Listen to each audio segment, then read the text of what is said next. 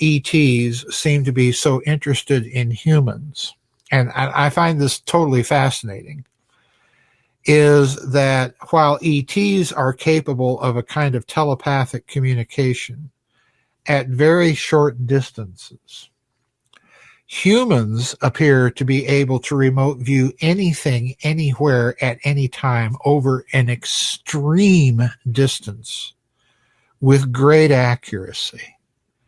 In other words, it's almost as if they're saying, and I believe this quite frankly myself, it's almost as if they're saying that the consciousness of a human being is a non-local phenomenon.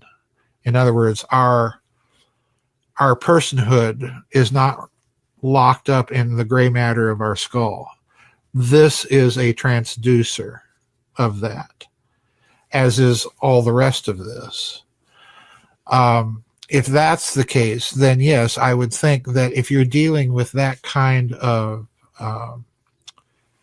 human anima, that kind of human soul, then by the nature of the case, it's going to be impacting and impacted by similar such entities, such as an angel or a plasma life that is, literally light years, hundreds of thousands of light years across, because that, to hold an organism like that together, you're going to have considerable entanglement and non-locality phenomena doing that.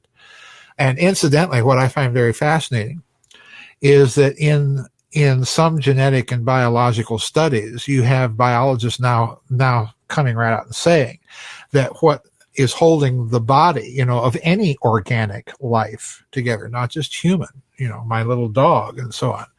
What's holding all that together is either a quantum entanglement phenomenon or a non-locality phenomenon. Even quantum tunneling has been suggested by some of these people. So in other words, even biological life has some impact on that whole, higher dimensional realm, and vice versa. So I don't think that hypothesis is absurd at all. I think it's one of those speculations that you have to entertain.